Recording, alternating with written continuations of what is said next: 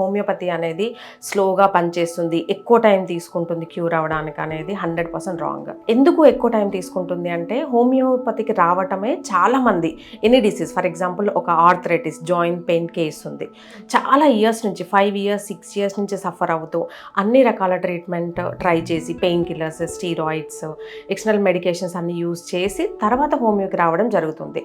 ఇప్పటికే ఈ టైంలోపు ఈ 5 ఇయర్స్ 6 ఇయర్స్ స్పాన్లోనే డిసీజ్ అనేది చాలా అడ్వాన్స్డ్గా కాంప్లికేషన్స్ వరకు వెళ్ళి ఉంటుంది. సో కాంప్లికేషన్స్ నుంచి డిసీజ్ని నార్మల్కి తీసుకురావడం టైం ప్రాసెస్. అక్కడ హోమియోపతి మిస్టేక్ ఏం లేదు.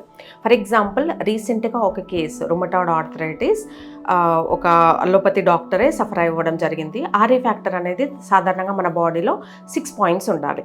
జనరల్గా రుమటాయిడ్ ఆర్థరైటిస్ మా దగ్గరికి రావడం 200, 250 పాయింట్స్తో రావడం జరుగుతుంది. సో 250 నుంచి మేము నార్మల్కి తీసుకురావడం అనేది డెఫినెట్గా అక్కడ డిసీజ్ ప్రాసెస్ పెద్దగా ఉంది కాబట్టి టైం పడుతుంది. ఇదే విధంగా ఏ డిసీజ్ అయినా సరే డిసీజ్ వ్యాధి తీవ్రత ముదిరిన తర్వాత హోమియోపతికి రావడం జరుగుతుంది కాబట్టి డిసీజ్ ప్రాసెస్ పెద్దగా ఉండడం వల్ల టైం టేకింగ్ తప్ప అదర్వైజ్ ఈవెన్ అక్యూట్స్ కూడా cold, cough, fever, headache, gastric disturbances లాంటి తాత్కాలిక తొందరగా తగ్గే ప్రాబ్లమ్స్ కూడా హోమియోపతిలో చాలా ఫాస్ట్గా వితిన్ 2 or 3 డేస్లో తగ్గిపోయిన కేసెస్ చాలా ఉన్నాయి. సో ఇక్కడ ఇది చాలా పెద్ద అపోహ అని చెప్పొచ్చు.